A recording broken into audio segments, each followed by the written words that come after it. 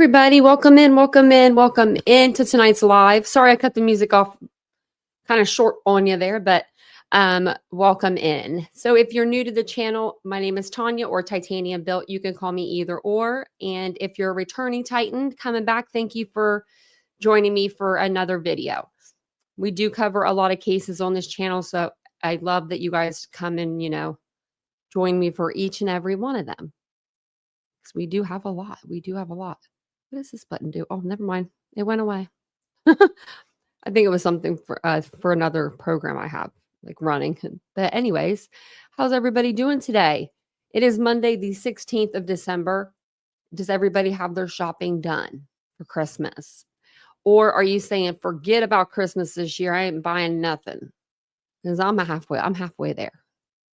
Christmas is it's a big thing. It's a big thing. Hey, Catherine. Hey, Princess. Hey, Ladybug. But I will say, I got sent some gifts today by True Crime Lullabies, and I haven't looked, and I deleted the email that you sent before. I deleted it. I didn't even look. I just deleted it, so I wouldn't ever look. But somebody, hey, Ladybug, hey, Hummingbird, one of you guys sent me a game today, and I don't know who it is. But I opened it because it had my name on it, and I thought maybe I ordered myself something from Amazon and didn't remember. I was like, what did I order? I was like touching it, like feeling it, like what could this be? But if it was you, let me know. And the game is an old Nintendo game, and I got to get my Nintendo system out now. But somebody got me the game I've been wanting to play for the last like 30 some years, and it's Excite Bike. And I was so excited when I pulled that out. I was like, no way. And it was sentimental, and it just, I loved it. Oh, that's okay. That's okay, Ladybug. Hey, Dawn. Hey, Lori. How you guys doing? But whoever did that was very thoughtful. And I have a lot to open from True Crime Lullabies. I'm excited. I'm so excited. 4 lives you got today. You're feeling productive. Plus, you worked well. Then yeah, you are being productive. It was funny because when you sent those boxes, like I just got them today, and Vincent got something today. So I'm like downstairs and I'm picking up like these big, extra big boxes, and he's down like at the mail, like we have like a mail center, like a mail little area, and he's down at the mail area and he's picking up stuff. And I'm just like, he's like, what do you got? And I'm like, I don't know. Just means you came home and got lazy. That sounds like me. How you doing today, Mike?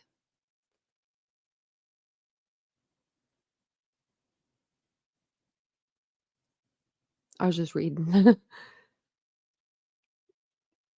These people. Let me see.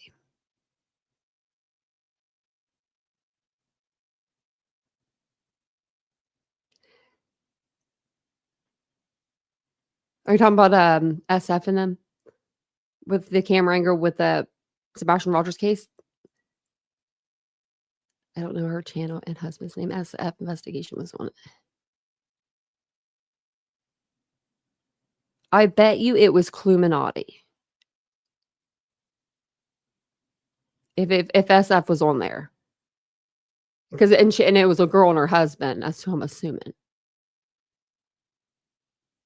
Okay, look, we're all getting. I'm getting to the same. I'm going a little slow. So, hey, Ashley, and if I missed you guys, sorry. I was just kind of going slow as I was looking at this, to see if we were talking about the right person. Well, welcome in, everyone. It's good to see you all again. If you guys caught us on the first live, we were on the other channel. We just had a little manic Monday, a little bit of Betty. Oh, Betty. Hey, Shauna. Hey, Aries. And no, I won't be reading any Palms chapters. Oh, Betty. Hey, Laura. Is it? Oh, it's Dad. Dadd. I thought it was Dodd this whole time. I don't know why. But I do know a family with the last name Dodd.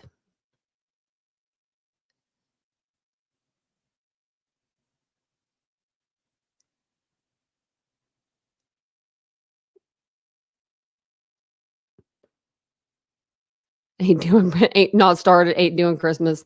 I feel the same way. Like, I feel like I could, just do Christmas with Vincent and be fine, but I like going to my brother's. It's just, it's just always so hectic and chaotic, and I know it's gonna be like that for my brother, and then I hate to put the extra pressure of having us there on him. Everyone's getting Omaha steaks. Oh, well, Mike, I wanna be your best friend. I'll take an Omaha steak package. I would love that. Hey, Ember. He's ignore that. Sorry. No, I don't wanna be anyone's friend anymore. Hey, Reba. It's good to see everybody. I'm sure I'm getting to the bottom. There we go. Your Christmas is small since your mom passed. See, mine is small, but my brother, his family is not small by any means. Like, it's just me. You know what I mean? On my side, with my last name, but I'm the last, like one of the last ones left, really. But my brother, he got married, and they have 5 children, and then they have I have a great niece, so they have a grandchild, and it's just, it's so many people. And then my oldest nephew, he has a girlfriend now. They've been together for a few years, so it's like, she's part of the family now too, I feel like. So, you know, I used to do the sentimental gifts. This year, I think I'm just gonna rock them out with a basket and some goodies in it, you know? Oh, okay, so it's kinda like the same. It's mistaken, but, I get what you're saying. ADM. But I feel your true crime lullabies. Christmas isn't the same after my mom passed. I feel like it's not really hasn't really been the same. The holidays haven't been the same though since my dad passed because like my mom used to cook all the food before, everything went to hell in a handbasket. I loved that, I loved that she cooked everything. But I know that she was getting older and it takes its toll. Now, I don't understand how that just gets passed down from one person to another. Like they didn't even get asked. Like my poor sister-in-law, I do feel bad for her. Nobody asked her. I told her that one night. I was like, nobody asked you if you wanted to be the new person that everyone comes to your house. We all mess up your stuff, you have to cook everything. I was like, no one really asked you that. Bobby, hey Mike, Bobby said I will be driving from Texas to Alabama or spend Christmas with big sis, niece, nephews, great nieces and nephews. Bobby, that's awesome. That's what it's about. That's what it is about. It really is. It's about family. Cyber warrior. You guys are gonna make me feel bad if I don't go to my brother's now. No, we probably will go down there.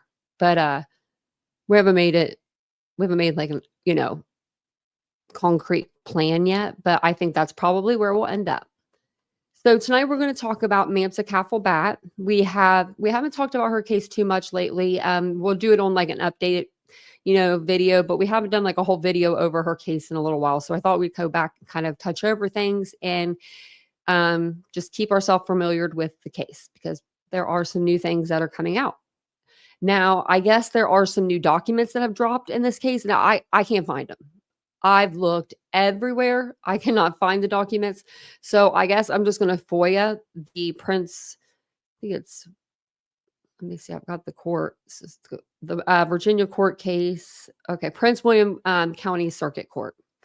That's like, I'm looking for the documents for Naresh Bhatt. So I'm sure they can help me with that. Hey, Mo. How you doing? We do have 2 mics.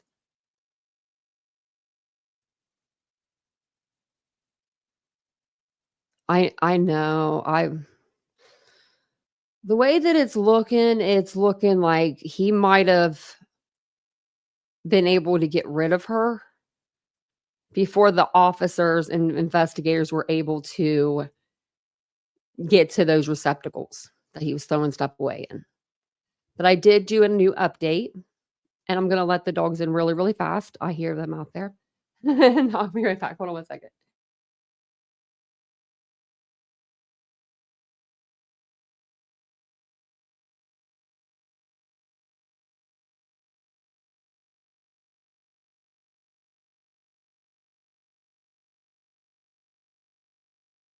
I had them both out there. Y'all, that was cute. Okay. That was really cute. I didn't know that they were both out there. I thought just one of them was. Yeah, that was cute.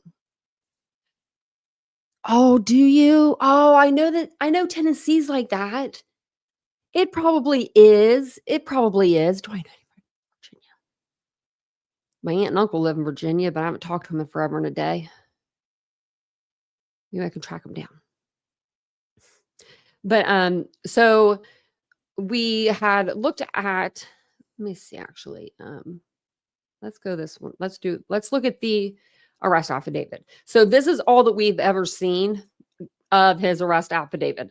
Now, there should be a new one out for the charges of murder and he was charged with two other things. The physically defiling a dead body. He was already charged with concealing a dead body. Now, the two other charges that have just been piled on are murder and physically defiling a dead body. Those two are pretty huge charges, but they haven't found her yet. They're still looking. They're still looking for her. So basically, if you want to know a little bit about the backstory of this case, Mamta Kafle was a young lady who had a little girl. She was just before her one year birthday. She went missing. She went missing at the end of July. Some officers from her work had reached out to the officers, or police, and wanted to do a wellness check. So on August the 2nd, they go to Naresh Bhatt's home and they say, "Hey, have you seen your wife? Where's your wife at?" He's like, "I haven't seen her since the 30th. Doesn't want to file a complaint though, doesn't want to file any sort of missing person, report on her." Officers leave. By August the 5th, he's down at the station reporting her as missing. Then it just kind of this case kind of picked up from there. So I believe it was like the 22nd of August, of August, he was arrested. And he was arrested by the Prince William police. And he is in custody right now for those charges that I just said. But this is what we got. And where it says offenses against the named victim or property, I base my beliefs on the following facts. In Manassas Park is where this is located, Virginia. On or about July 30th, 2024, the accused, Naresh Bhatt, and that's the husband, murdered his wife, Mamta Bhatt. The incident occurred at their residence located at 9408 Heather Court in the city of Manassas Park. During the course of this investigation, a substantial amount of digital and forensic evidence consistent with her death was recovered. So there was evidence in the residence indicating the body was inside the residence and dragged out of the residence. What are you doing, Mia? What are they doing? She's just like scratching around. She's being silly. My dog's being silly. Wow. Where did it hit at? Like in California again? You hear her crying. Hey, Wizard Walt. She's crying because she wants that bed. Just leave her alone. She won't leave her alone. Okay. So we knew that there was DNA. There was blood evidence. We had seen pictures. I don't think I kept them up. No, I didn't. Okay. So you could see them in the bathroom on the tile. You could see them on the staining on the carpet. You could see staining in the caulking of the bathroom. You could just see it throughout. In the drainage, they found a lot. So they found enough to surmise that whoever lost that amount of blood wouldn't have walked away, wouldn't have been able to walk away from that. So now we're being told here, DNA analysis links missing Mamta Kafle with blood found on handheld power saw. So they're thinking he used a reciprocating saw. Now, for the men out there, I'm going to show you what this thing looks like because you guys know, the guys know probably, but I don't. I didn't know. Now, what's the difference between a reciprocating saw and if you were just to use your your electric knife from home? Like, you know what I mean? Is this more power behind this? Or, I mean, this is a genuine question. So my parents used to have one of those knives that would like cut through like the turkey or whatever.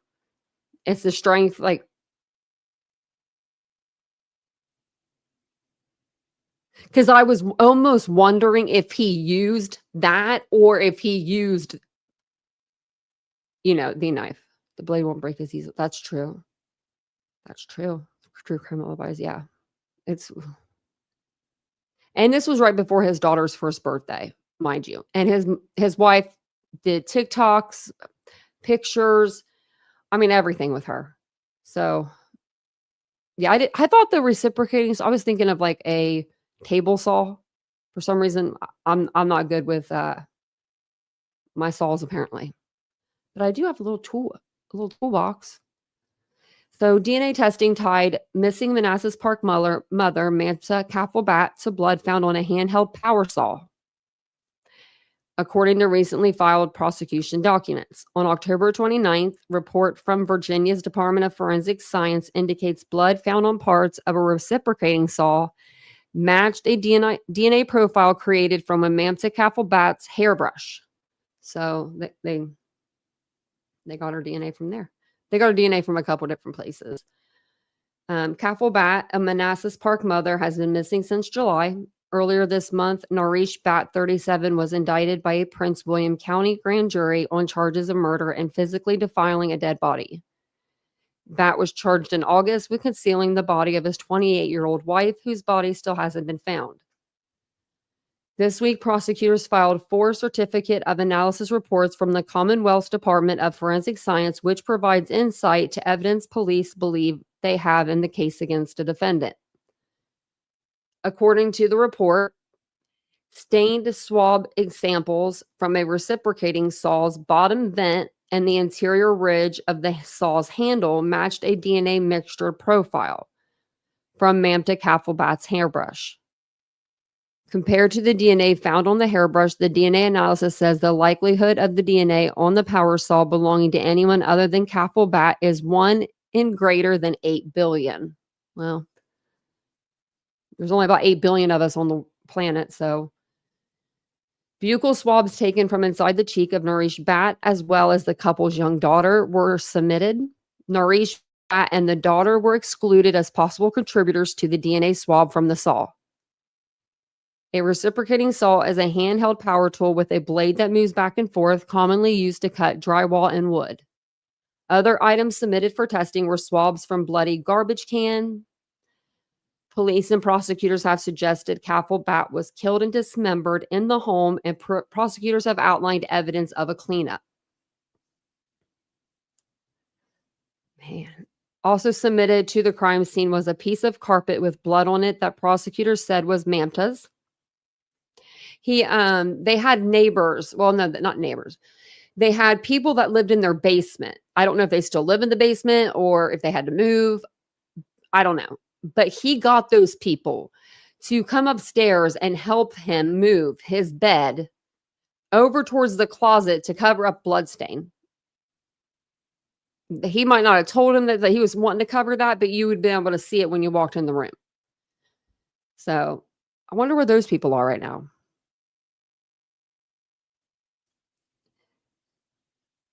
So it says here, also submitted to the crime lab was a piece of carpet with blood on it that prosecutors said was Mamta's. While DNA doesn't rule out Mamta's and her daughter as contributors, no conclusion can be made regarding Naresh Bhatt as a possible contributor to the DNA mixture profile.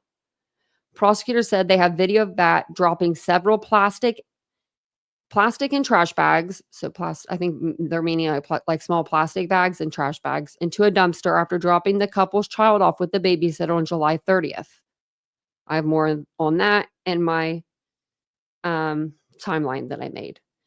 Later that evening, according to Senior Assistant Commonwealth's Attorney Sarah Sammy, Naresh Bhatt's purchase of a 40-pack of extra strong black trash bags, the heavy-duty trash bags, were in addition to a set of knives he bought earlier in the day after shopping at Home Depot and Walmart.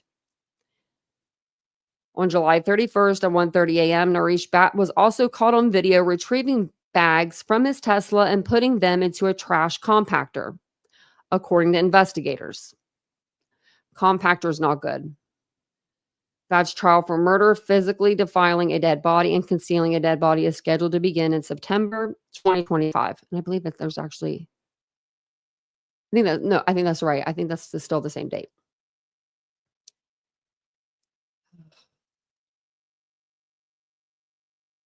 DP without a body. Oh, I don't know. That'd be real rare, wouldn't it? Hey, Brian Paula. This is sad. She, oh man. If they don't find her, they can still go forward with prosecution. They have enough of her, bodily fluids to say, like, hey, she's no longer here anymore. We just can't find her. We don't know where he stuck her. Now, I thought she was in Loudoun County. I've been saying that, but they've been looking over there. That's where her phone last pinged. That's where he was buying the cleaning supplies. It's just, I don't know. I don't see, what about his route to and from work? That would be another thing I would want to look at. I would want to know, like, I'm sure that they did all this, but, I would want to know what he passes, what he goes by. But apparently he went to the babysitter's house and that's where he dropped the stuff off in the trash. I didn't even know they had a babysitter until like today. Like, I'm not even lying to you guys. I've been on this case since the beginning. They found the Tesla. Yeah, I'm pretty sure they have the car and everything. He tried to sell it on one of those, like, the CarMax or whatever it is, but they got it. So I do have a new timeline from July 29th to August 2nd. And it's a little bit different than the one we've, been told and we've listened to a lot. This is the timeline of Naresh. So more so him than Mamta. But July 29th, the date of Mamta Bhatt's final video with her mother, to whom she habitually spoke twice a day. So this is going to be on 29th. She speaks to her mom at least twice a day. July 30th at 5:40 a.m., Naresh Bhatt sends the Bhatt's babysitter, Amanda, a text. At 5:40. At 6:30 a.m., Bhatt drops off the couple's daughter, Nima, at the babysitter's apartment at Clark Place in Manassas. The same day at 6:40 a.m., at 10 minutes later, after he drops his daughter off, Bhatt is seen on camera dropping several plastic and trash bags into the dumpster and at the apartment complex, so into the compactor. He is seen on camera at 6:40. July 30th and 31st, Bhatt is seen on camera discarding bags at various dumpsters. July 30th at 4:13 a.m., Bhatt performs a Google search for diagram of the brain. And at 4:30 a.m., looks up chicken farm near me.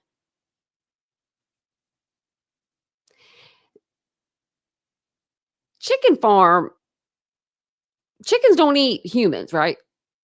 That's a dumb question, right? Because chickens just don't. They don't eat us. So why would they? Would they? Like, I know a pig would, but would a chicken? Like a little bit like a chicken? I don't see a chicken doing that. I don't even see a chicken messing with it. A dead body.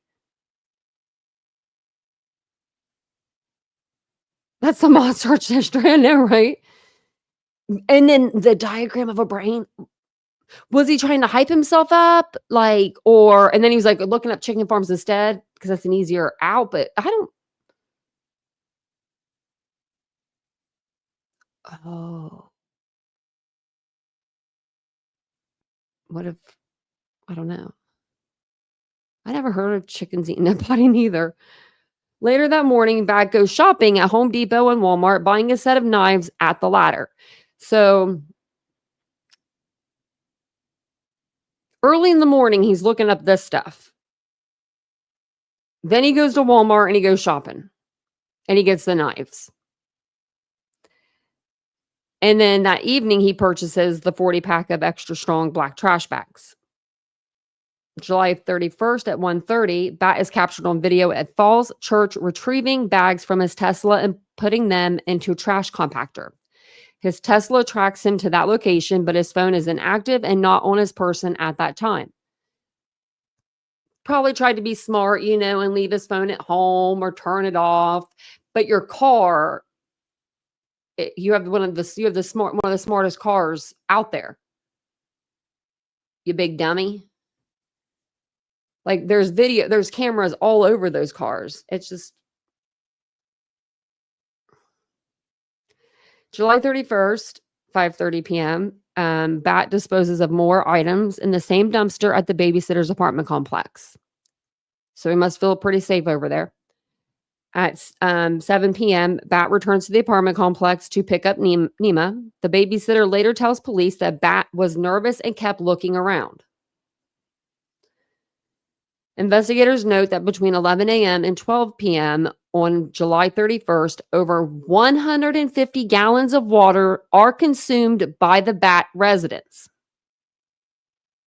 A far cry from the typical 3 to 4 gallons per hour, according to Sammy. Oh my gosh, how many gallons is 150? Is that full of a pool? How many?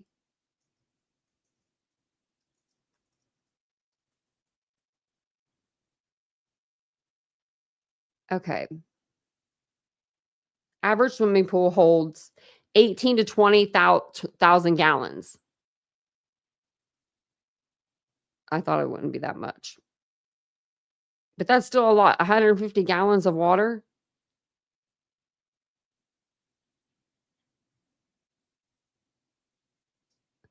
Thanks, Paula. I know, it's always the Google searches. I love the Google searches. I can't wait for more. 150-gallon fish tank. I bet that's huge. I bet that's a big tank. Definitely can't fill up a pool. Maybe a kiddie pool, Hey, I ain't 150 gallons of water. That's a lot. So August 1st, Naresh Bhatt's phone is off with no activity, but Mamta Bhatt's phone sends out a signal from Loudoun County. That day, Naresh Bhatt goes to eat at a Liberty gas station, walks back to his Tesla with a visible limp, according to investigators. Grabs some bags at his car and walks over to a clothing donation bin where police later find a bag with a white bath mat featuring light pink and reddish brown staining that tests positive for blood.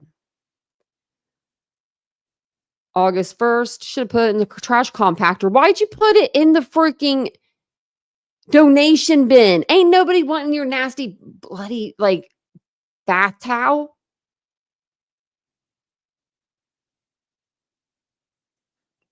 After August 1st, investigators revealed that in addition to missing Nima's first birthday on August 20th, Mamta Bhatt also misses her final United States citizenship and immigration service appointment to become a U.S. citizen. She wouldn't have missed that. Sometime after August 2nd, Naresh Bhatt asked the downstairs tenants in the Bhatt residence to help him move the bed in his bedroom. And that's what we have. Then it goes into him getting arrested, pretty much. But he is arrested for concealing of a dead body, murder, physically defiling of a dead body. Now, oh man. Let's see. I need to restart. So I'm going to share you over here. Okay, and it's Prince.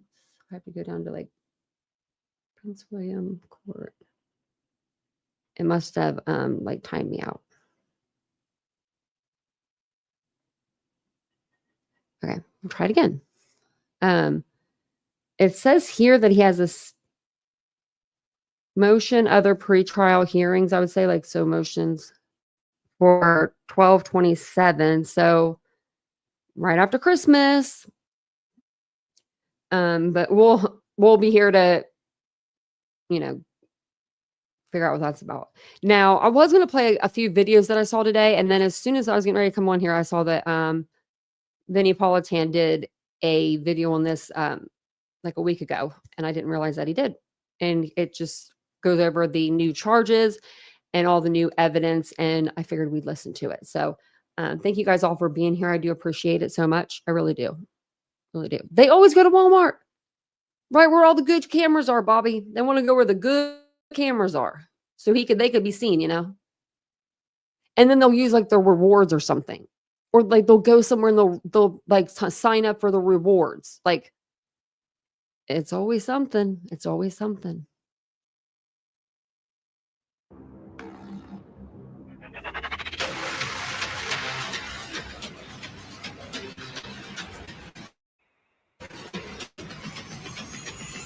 See if we learn anything new.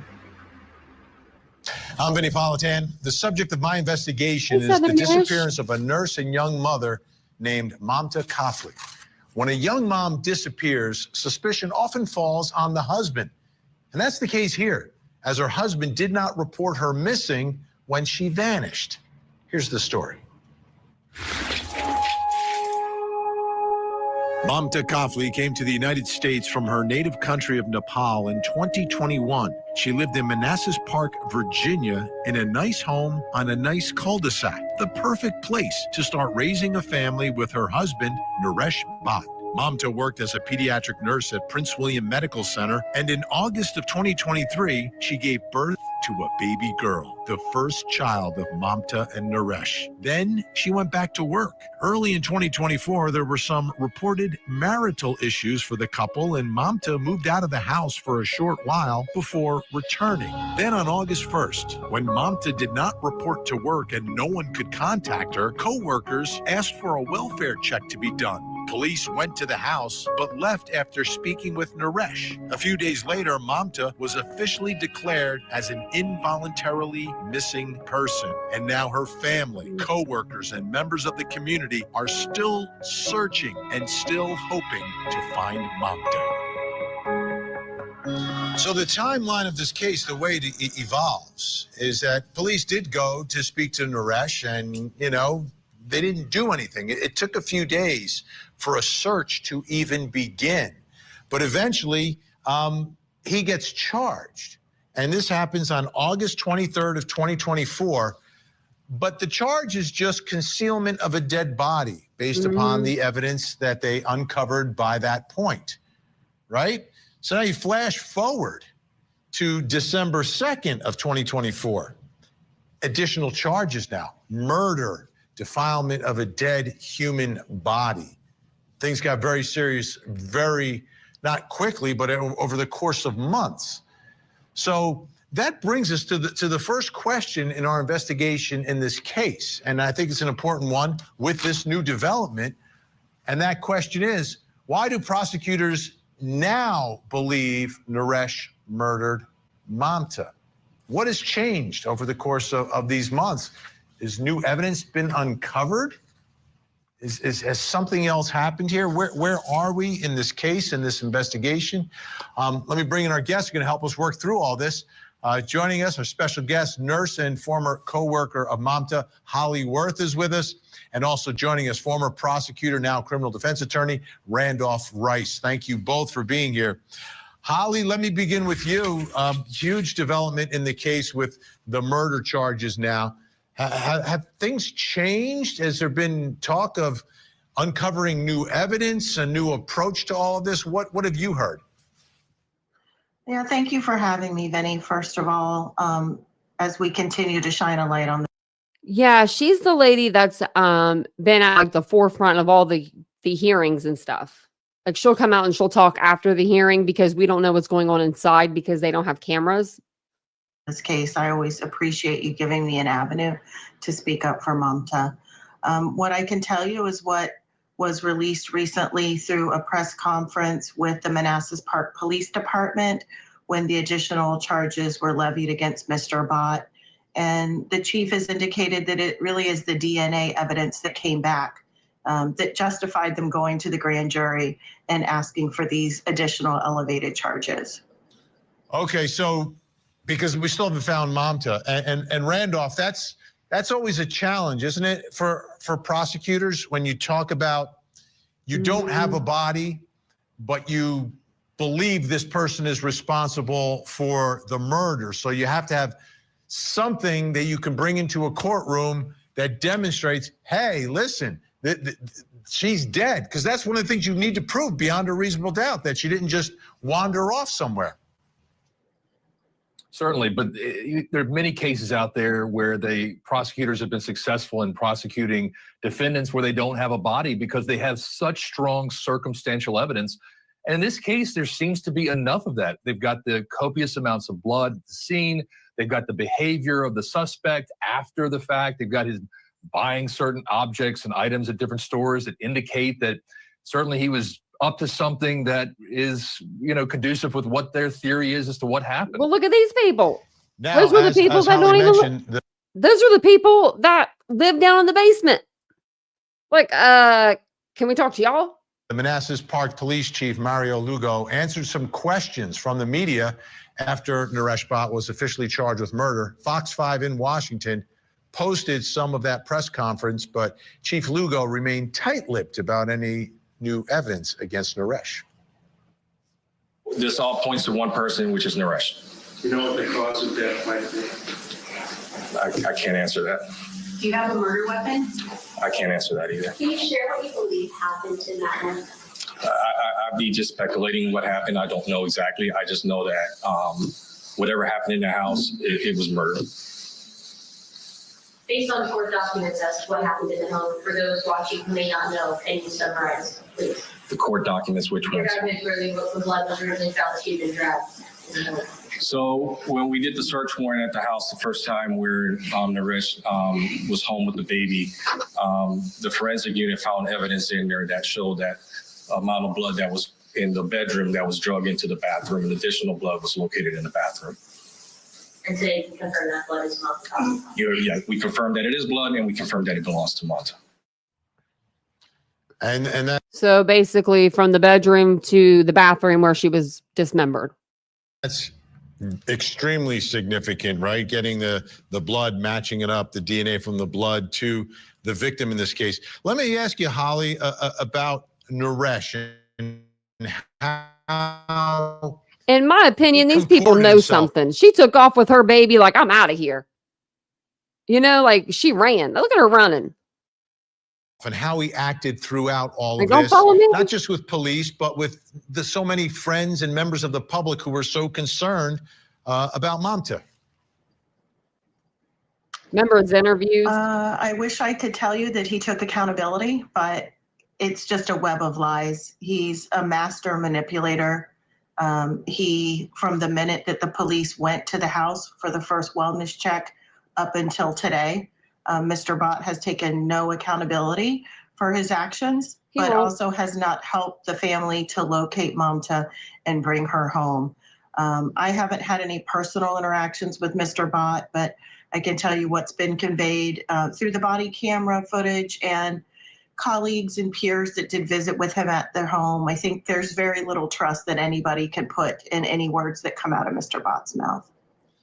Randolph, let me ask you, for prosecutors, do you think the fact that she's missing, and obviously they believe he's responsible and he would know where she is, that could be part of a negotiated deal here, if there is any deal to give, that, give us the information on exactly where she is and what happened, and maybe you'll get some reduction, maybe the opportunity for parole somewhere down the line.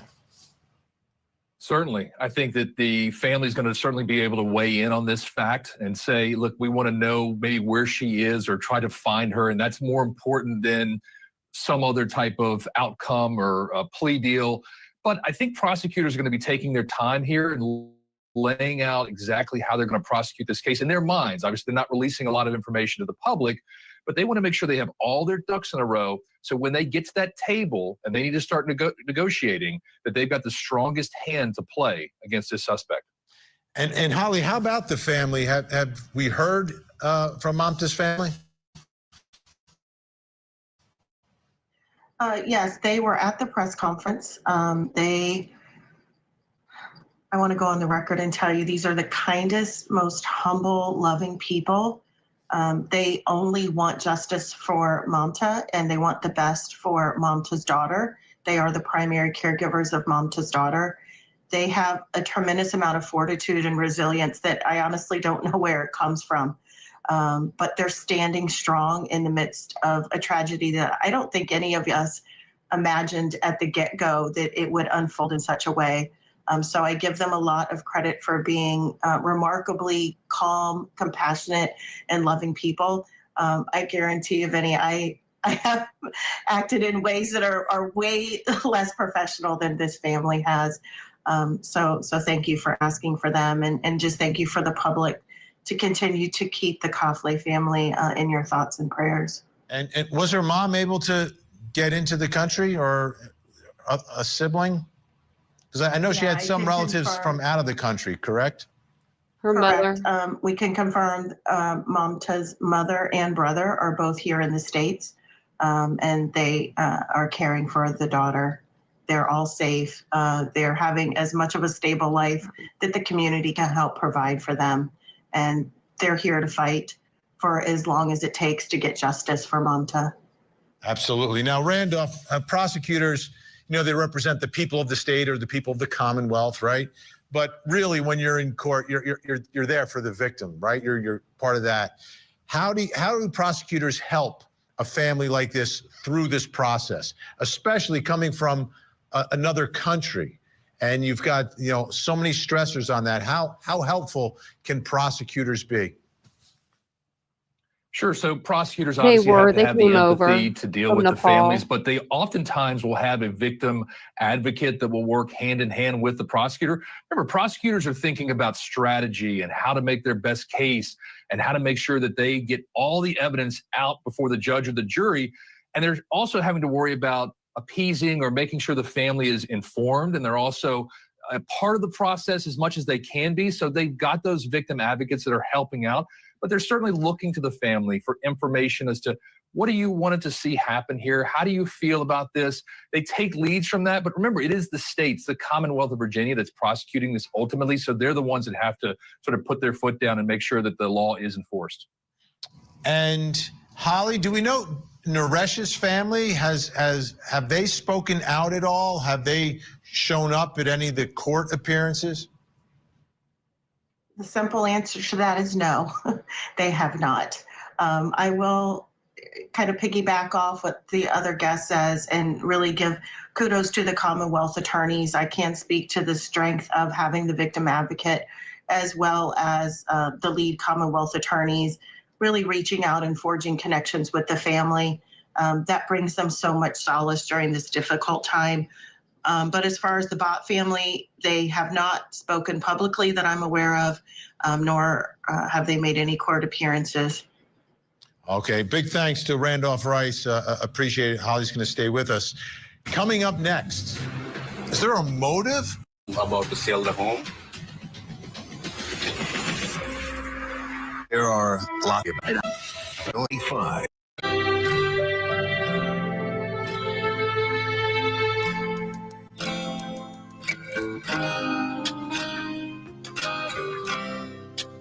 There's Mamta and Naresh, obviously in better days before she went missing and he was charged with her murder, and before they found Mamta's blood being dragged or drag marks of her blood inside the home. Wow. So they're married. They've got this young child, young daughter is like a year old. Like, what is going on here? Brings us to our next question in our investigation. Is there a motive for murder? Is there something going on here? Is there something that prosecutors can argue was a motive for this murder? Holly Worth is still with us and joining us now, psychotherapist and CEO of Life Counseling Solutions, Dr. Janie Lacey. Before we start our discussion, I wanted to play this. We had a Nepali American journalist, Asachi Manali, on the program, and I want to take a listen to what she said about what was going on in this relationship. What Naresh told in my show was their relationship was extraordinarily nice. You know, they don't even argue. And from what I'm hearing from all of her friends, childhood friends, even including her husband, Mamta never used to have a gloomy face, they said. Even the husband agreed to that. And she is highly inspirational. She never shares her things with other people because there is kind of stigma to it if other people know about our personal matters. But there are very few people who she has talked to. Today only I found out that she has been talking about the troubled marriage. On June 24, she talked about her troubled marriage with one of her childhood friend.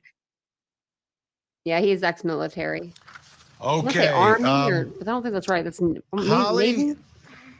how much do we know about what was going on in this relationship that could lead to a potential motive that prosecutors could argue was the motive behind this murder? Well, what we know is what's come out in court and what's been shared from Chief Lugo at the recent press conference. The Commonwealth attorneys went on the record in a previous hearing saying that Mamta was abused, that she was a victim of domestic violence prior to whatever happened in late July, early August. There have been witnesses that have submitted information to the Commonwealth attorneys that have been read into the record that said, no, there was domestic violence events back in February of this year. And while maybe on the surface, it appeared that Mamta was a very happy, jovial wife and mother, I think behind all of that, there was domestic violence and abuse going on that unfortunately wasn't brought to light until after the tragedy occurred. Dr. Janie Lacey, unfortunately, domestic violence is way too common.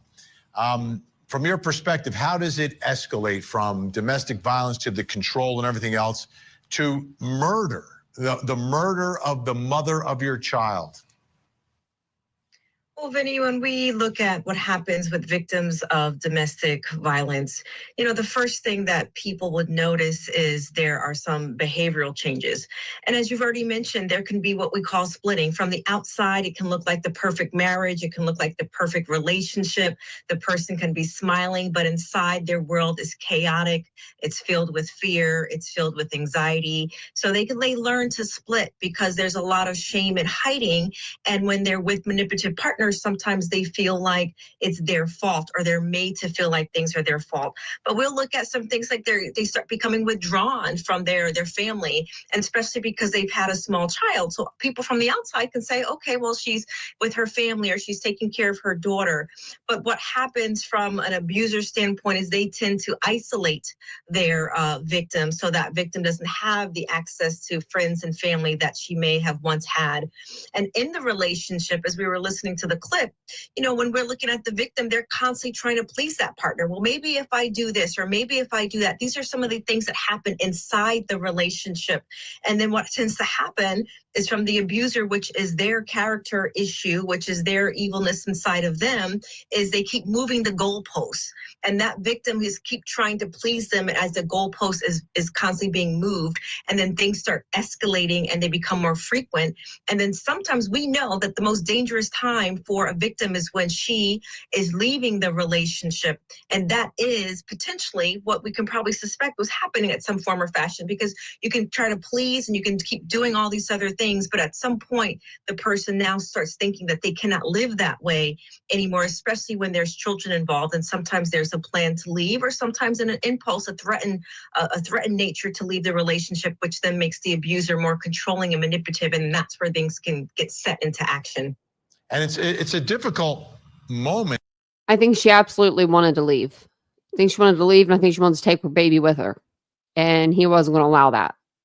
And especially for someone like Mamta, who new to the country, doesn't have a lot of access to money, and you've got a young child, to make that move out of the house is extremely difficult. What are your thoughts about, and you mentioned that that's the point where things get even more dangerous, right? How much more difficult, though, is it for someone who has to navigate, like, how to actually do it? Like, where do I go for help? How do I even divorce someone in the United States? Well, we look at these situations, if he was a traditional provider and the one that was planning and bringing in the income and these types of things, then he held the key to control. So as you mentioned, it becomes extremely difficult and extremely dangerous if the person who is abusing you is also the person who has control and also has the keys of all the things that you need to survive in life. So it becomes extremely difficult. And most people in these situations, especially if they are new and they're isolated and they don't have the lay of the land in the way if someone was born here, then it becomes a little, and especially we add in the cultural piece, right? So the cultural piece in certain cultures where the loyalty is extreme in the family system, you don't go outside the family. So it'd be very difficult. And, you know, when people now reach out for help, it's usually from a place of desperation when they have no other place or in this particular case, sometimes when kids are involved, that's where we'll see victims will reach out to someone that's extremely close to them, where they start indicating some challenges or problems in their marriage, because that's also their way to see if that person that they're confiding in is actually safe. So we'll see those early behavioral patterns that will happen for a victim who is potentially in this type of situation where they're relying on the person who is abusing them and they're relying on for their basic needs. And Holly, obviously she had friends and great support, people who loved her at work, but she really didn't have family here in the United States.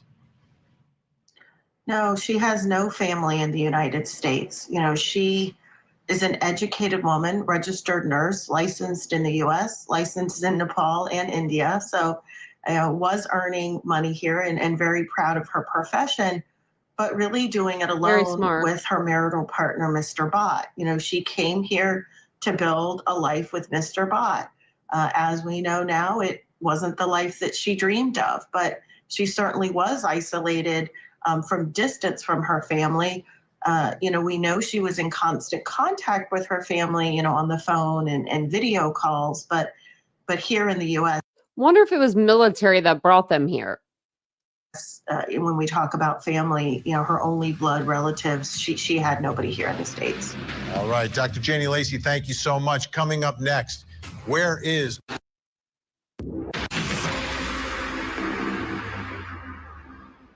I'm Vinny Politan. We continue our investigation into the disappearance of a young mother and nurse named Mamta Kafle.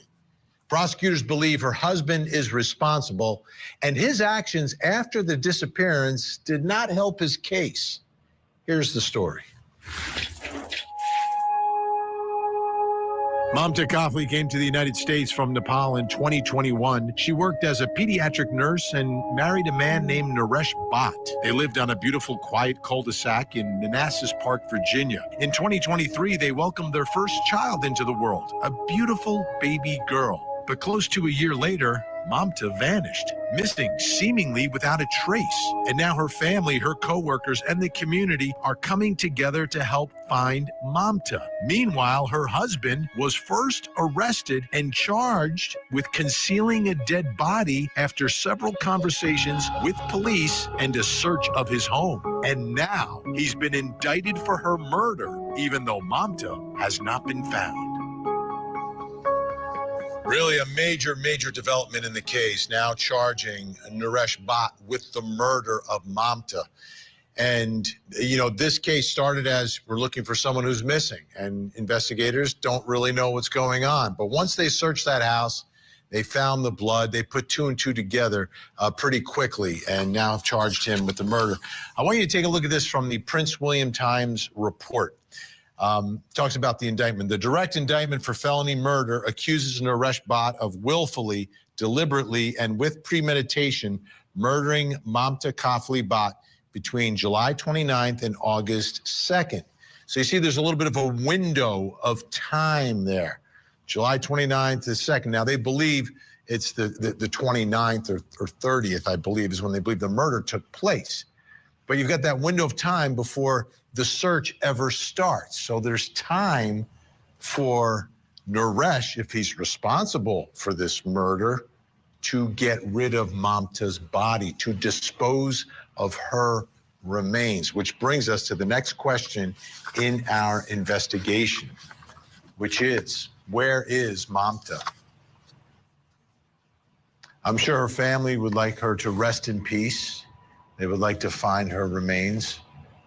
I'm sure investigators and prosecutors would like to as well.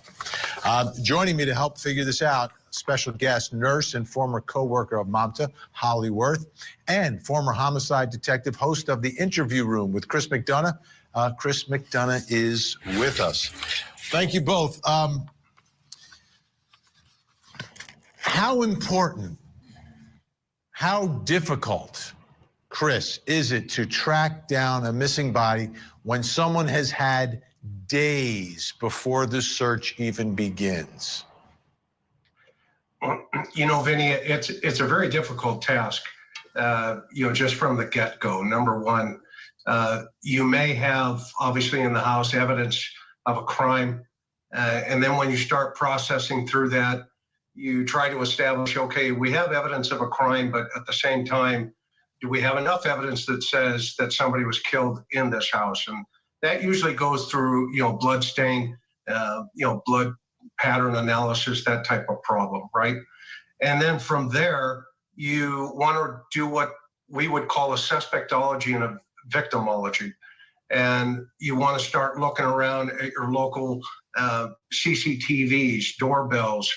You want to look at the digital footprint of the suspect. You want to see if he's got any credit card transactions in relationship to, was he buying materials that could later be attached to the crime. So it's a Where are you at there, Chris McDonough?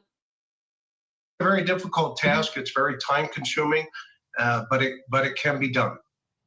Holly Worth, have there been more searches?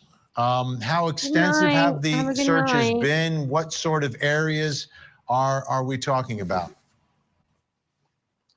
Well, the Manassas Park Police in the recent press conference, Chief Mario Lugo commented that they've executed over 40 search warrants, and he did list that it's in neighboring counties beyond just where the Bhatt home is in Manassas Park, including Loudoun County and as far out as Page County, which for those of you who aren't familiar with us, we're talking from Northern Virginia down into lower parts of Virginia. So a lot of effort's been put into finding Mamta, bringing her home for her family.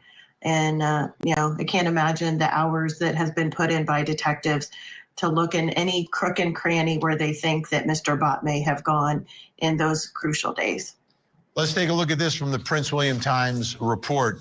During previous court hearings, prosecutors presented evidence collected from cell phone data, video cameras, GPS data from his Tesla, and license plate readers that they said indicated Naresh Bhatt allegedly traveled to a dumpster in Manassas outside his babysitter's apartment and a trash compactor at an apartment complex in Falls Church to discard items contained in large trash bags. Bhatt was seen on video on July 30th discarding items in numerous dumpsters and trash compactors, said Sarah Sami, a prosecutor with the Prince William County Commonwealth's Attorney's Office, during a court hearing on September 20th. So let's take a look at a map so we just have a better idea of the areas we're talking about here. And we begin in Manassas Park, Virginia, and that's where they lived in that cul-de-sac. That's where their home was. As we take a look at the home located there. And then you've got the city of Manassas, Virginia. Now, this is allegedly where, again, Naresh Bhatt traveled to a dumpster outside of the babysitter's apartment. So that's nearby Manassas Park, but different city. Then Falls Church, Virginia. This is where the trash compactor is at an apartment complex that they also believe he was. And then we've got Loudoun County, as mentioned by Holly, last known location where Mamta's phone was pinging. Naresh told police he was in Loudoun County at a cafe near the location of the ping.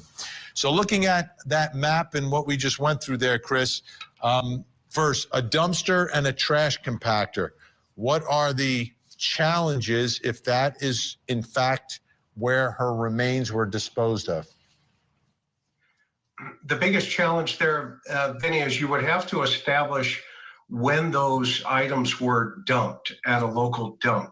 Now, the good news is that all landfills keep records of where items are picked up, and then there's a geographic location at the landfill where those items will be dumped.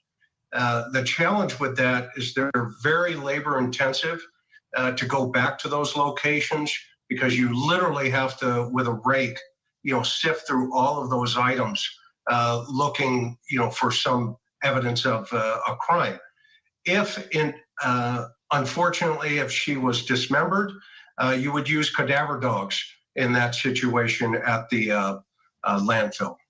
I remember the case of Quentin Simon in Georgia, the massive search, and they were able to find remains. This case, there's also a trash compactor, though, Chris. That's the part that really scares me.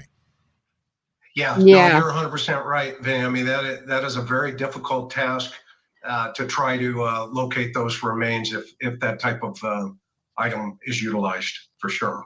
And wouldn't you be able to test the compactor, though? Like the part that comes down, like, And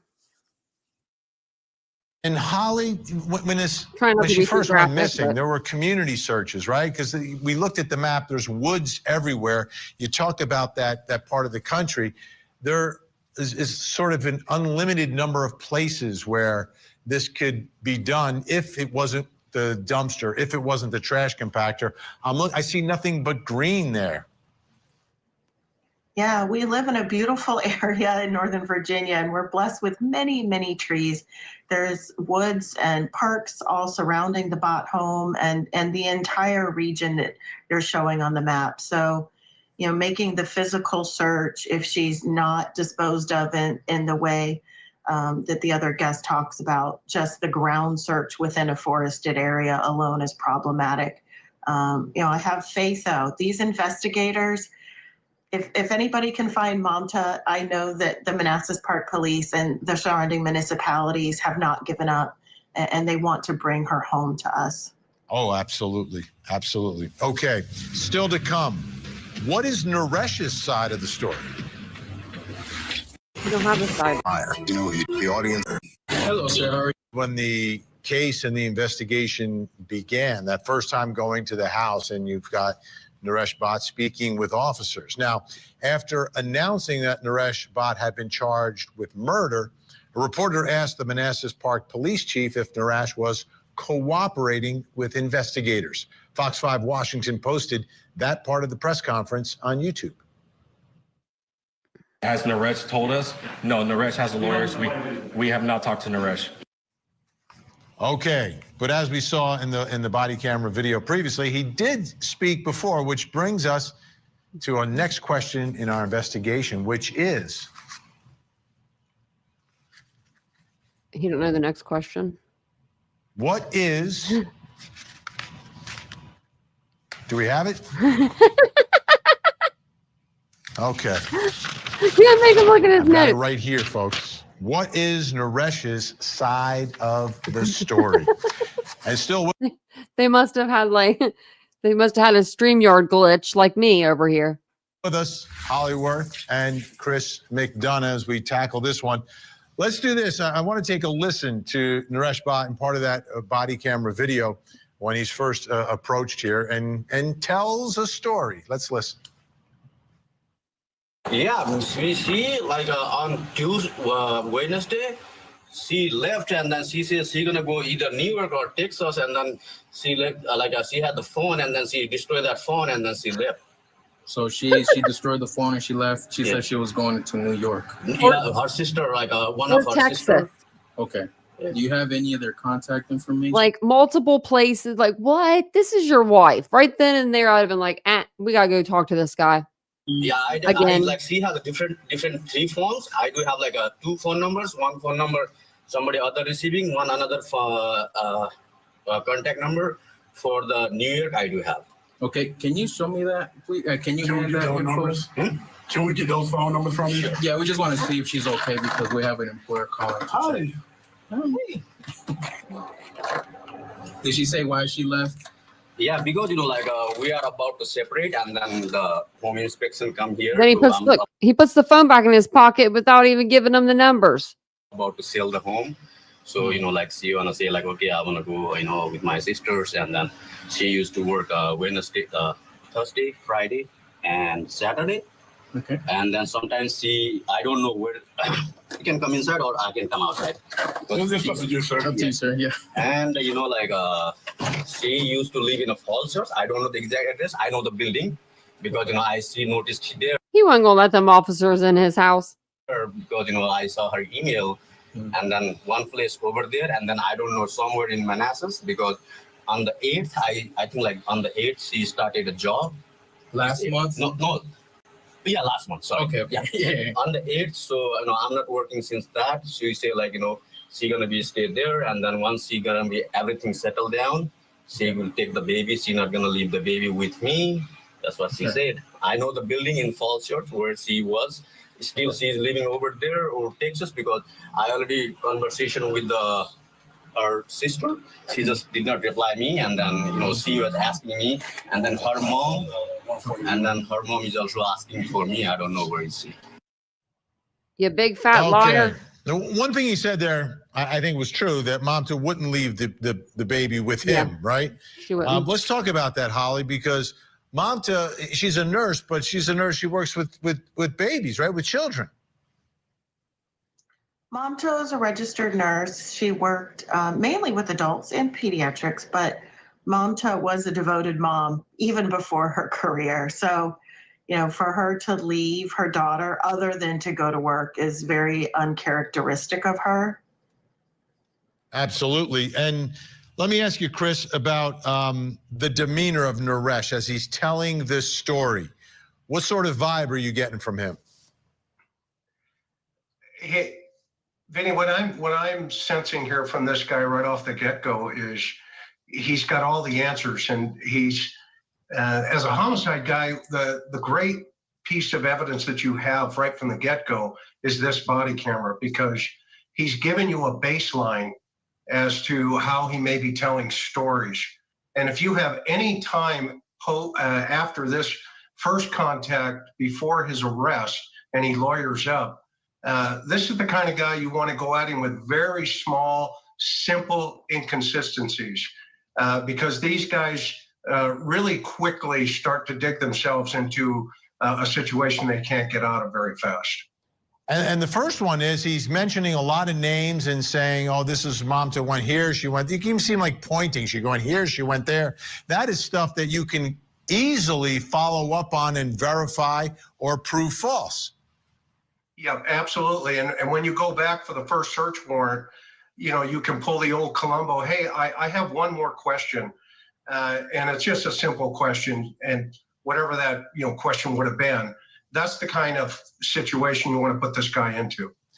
Now, Holly, there were obviously some issues, right? We believe she's a victim of domestic violence. She's trying to get out, and she may have actually left at one point for a short while. Yes, it has been reported that in February, Mamta did leave the home and did live in Falls Church, a surrounding community, for a short period of time, and then decided to return back to the Bhatt home in Manassas Park. So, Chris, as you are checking out his story, right, because there's going to be a story here, and I think you get to trial, the story's going to be, well, even, we don't know where she is. She left. She left before. They'll focus a lot on that first time that she allegedly left. She never left without that baby. Try to establish that she did it again. So what are the things that you have to do as an investigator to make sure that the jury doesn't buy it, that you can disprove it? How do you go about it? how much time do you spend on not just proving the murder, but disproving that she walked away? Yeah, that's a great question. And so what you want to do, again, you want to take all of these little small inconsistencies and just start piling as many as you can get together. You want to go back into her life. You want to get back into her cell phone, back to if she's making contact with other friends, family, outside of this environment of control, which the doc talked about on the last segment. So you want to kind of break that down. And then, as you know, Vinny, you've done this so many times, put that in front of the jury that says, hey, wait a minute, this is a dedicated wife and mother who was supposed to go to work. Her child's at home. She just didn't walk away, and here are the reasons why. And Holly, my guess is there'll be a whole bunch of folks who worked with her who could testify about that. The fact that she worked, she took pride in what she did at work. She loved what she did. And it's the type of profession that it's not like you just go into a job. It's a calling, for goodness sake. Yeah, thank you for showing that picture on the screen. I'm proud to say I'm a former coworker of Mamta. I'm a registered nurse, and you can see fellow nursing colleagues us standing together for our sister in nursing. And yes, I would expect that there would be quite a bit of witness testimony of people standing and saying, this is not what Mamta would do. This is not her personality that we saw. She was proud of her profession. She showed up for work. She enjoyed making a difference for her patients.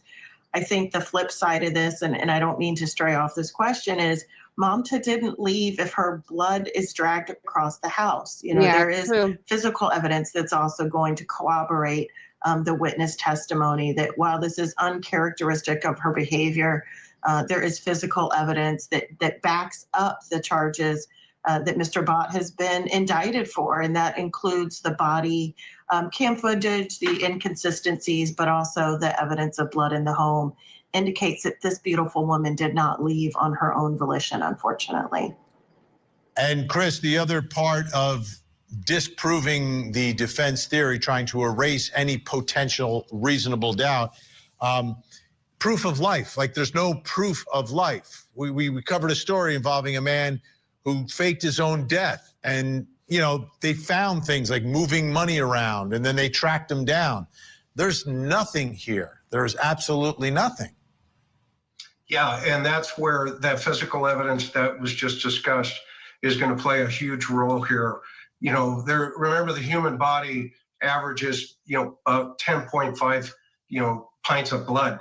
So if they find, an abundant amount of blood, which the ME can do, by bringing a blood spatter expert in there and say, look, proof of life, there's more here in this house. That, by the way, belongs to her. That would, reasonably keep her alive. Absolutely. Chris McDonough, host of The Interview Room with Chris McDonough, former homicide detective. Thank you so much. And Holly Worth, former coworker of Mamta, also a registered nurse. Thank you for, being a registered nurse. We love our nurses. Thank you so much for telling the story of Mamta. As a former prosecutor, I understand the difficult challenge in every case, but when it's murder and there's no body, it gets much more difficult. But here, the actions and inaction of Naresh Bhatt will certainly loom large inside that courtroom, especially in light of the fact that their child is only one. And his claim is going to be that she just walked away from that little girl. No one's going to believe it. Especially not the couple days before her birthday, No one's going to believe that. No one's going to believe that. But he does go back to court on December the 27th, and we will be here to watch that. Also, I meant to put that down a little bit further. There was something on X. So I guess that there's going to be a press conference tomorrow for Gilgo Beach suspect Rex Heuermann. And we will go over that tomorrow. I don't know if we'll go over it live or if we'll go over it like later on in the evening.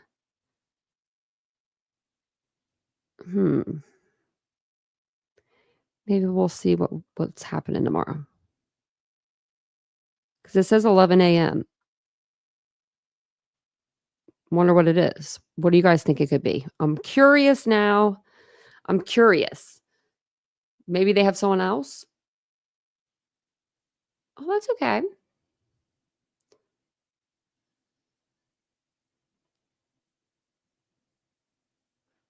Oh, damn, I'm sorry.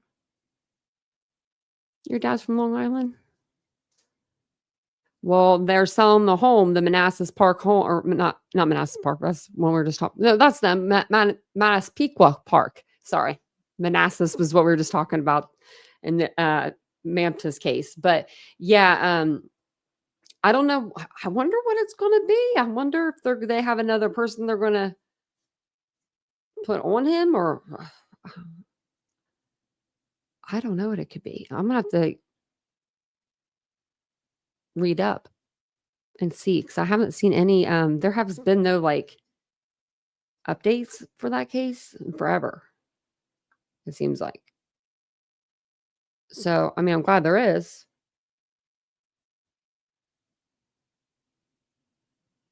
Yeah, it just said that just about the house being sold. So that's all I have for you guys for tonight. Sorry, my eyelashes were itching. So today, listen to this bull crap. I'm so mad at myself. I'm so mad at myself. I remember last night on the live, I said, I don't have anything to do tomorrow. Like, I have nothing to do. I was like, I'm going to come live. I have nothing to do. I even looked in this stupid little planner that I own. I was supposed to be at the eye doctor today to get my prosthetic put in. And now they can't put it in until January the 6th. And I'm like, oh, so now I have to go through like Christmas and, the New Year without it, which is fine. It's not a big deal. But I just wanted it because it was going to be ready. And, I was looking forward to it. So I was so mad because I would have been there. I called at like 11. My appointment was at 9:30 because I just called to see when it was. I was like, surely it's next Monday or the Monday after that. But I couldn't remember. And he was like, it was today at 9:30. He's like, I even said to the other guy, he's like, Tanya doesn't miss appointments. Like, I've never missed an appointment with them ever. In the last 10 years, I've never missed an appointment. And so it's okay. That's okay. It's not too bad. I mean, just January 6th, though. Not too much longer. But I was just like, oh, darn it. Really wanted to see what it looked like. I was so curious to know what it looked like and everything. And, because every one that you get is it's a little better than the last normally. So I just wanted to see it. But that's okay. I'll get it on January 6th. And I wrote that down. I will remember that appointment that time. Because I literally had nothing to do today. Like, I didn't have nothing to do. I could have went. It would have taken them all of 5 minutes. And it would have been done. And it would have been awesome. But I was like, oh, man, shucks. That's okay. That's okay. I'll just do it after. It'll just give me something to look forward to after Christmas, It'll give me something to look forward to after I pack away all the Christmas stuff. How about that? But thank you guys so much for being here. I do appreciate it. And I'm sorry to hear about your friend Dreamcatcher. Make sure her blood pressure is okay. I know when it goes down like that, like if it goes down fast, that could be not a good thing. I'm on medication. It's supposed to do that to my blood pressure. It doesn't.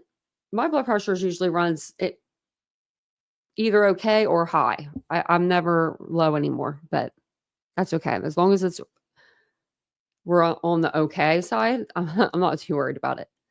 But thank you guys for being here. I'm going to blow this candle out before I even get off the live. No, I'm not, 'cause it's hot. I need to burn. I forgot to burn that out last night.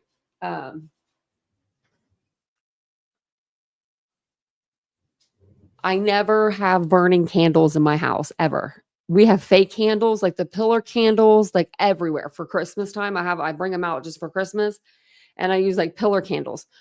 Well, that's not. I thought I would remember. I didn't. I didn't remember to burn it out. So Everyone's here though. We're all here. We're all still here. But thank you guys so much for being here tonight. I do appreciate it. I will see you guys back tomorrow, either in the morning or afternoon sometime. I'm going to try to do 2 lives tomorrow as well, because I don't have anything to do. I've looked. I really don't this time. But I'll see you guys all tomorrow on the show. And if you guys haven't yet, please subscribe to the channel. Please hit the like button, and I will see you guys all later. Bye, guys.